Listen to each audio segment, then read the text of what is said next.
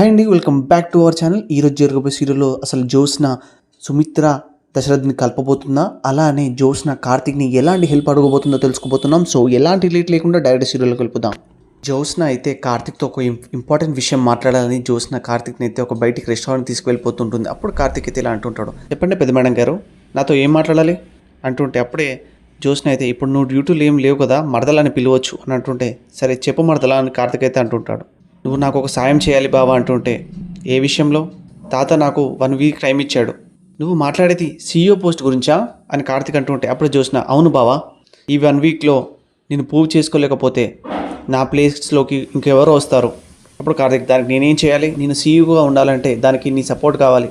తాత మావే సపోర్ట్ చేస్తే నువ్వు CEO అవుతావు, కానీ కంపెనీతో ఎలాంటి సంబంధం లేకుండా బయట ఉండే వ్యక్తిని నేనే సపోర్ట్ చేయడం వల్ల నీకు ఉపయోగం వచ్చేది ఏముంది అని అంటూ ఉంటే అప్పుడు జ్యోత్స్న అయితే లోపలికి అనుకుంటూ ఉంటుంది, తాత నీతో మాట్లాడితే నేను విన్నాను బావా, నెక్స్ట్ CEO నిన్నే చేస్తాడేమో, నీ మాటలు నేను విన్నానని చెప్తే నువ్వు అలర్ట్ అయిపోతావు, అదంతా నాకు తెలియనంటే నీతో మాట్లాడాలి అని అంటూ ఉంటే అప్పుడు కార్తిక్ చిన్నమల్లరా నేను బయలుదేరొచ్చా అంటుంటే నాకు సపోర్ట్ చేస్తానని మాట ఇవ్వు అని జ్యోత్స్న అడగ, ఎలాంటి సపోర్ట్ లేదు ఒక కార్ డ్రైవర్ని, నా మాట ఎవరిని వింటారు?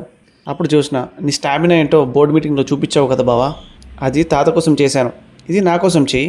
నువ్వు మరీ ఇంత స్వార్థపరలాలండి చిన్న మరదలా, చుట్టూ ఇన్ని సమస్యలు పెట్టుకొని బోర్డు పదవి కోసం ఆశపడతావేంటి అంటుంటే అప్పుడే జ్యోత్స్న అయితే నాకు ఇదే పెద్ద సమస్య, దీనికంటే పెద్ద సమస్య ఇంట్లో ఉంది అని కార్తిక్ అంటుంటే అత్త మావయ్య మాట్లాడుకోవట్లేదు, వాళ్ళని ఎలా కలపాలో అర్థం కావడం లేదు, కనీసం ఒక ప్రయత్నం కూడా నువ్వు చేయట్లేదు, కానీ నీకు CEO పదవి మాత్రం కావాలి అంటే మా మమ్మీ డాడీ కలిసిపోతే నువ్వు నాకు సపోర్ట్ చేస్తావు అంతేనా?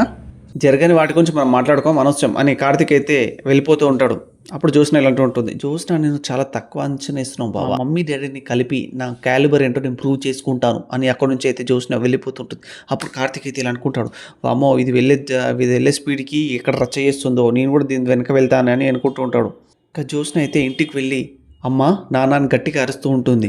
అప్పుడు శివనారాయణ వచ్చి ఏమైంది ఇప్పుడు అని అంటుంటే నాకు ఇది నచ్చడం లేదు, ఏం నచ్చలేదు అని దశరథ్ అడుగుతూ ఉంటే మీరు ఇలా ఉండడం నాకు అస్సలు నచ్చడం లేదు నాన్న. సుమిత్ర ఏం సంబంధం లేకుండా మాట్లాడుతున్నావు ఏంటి?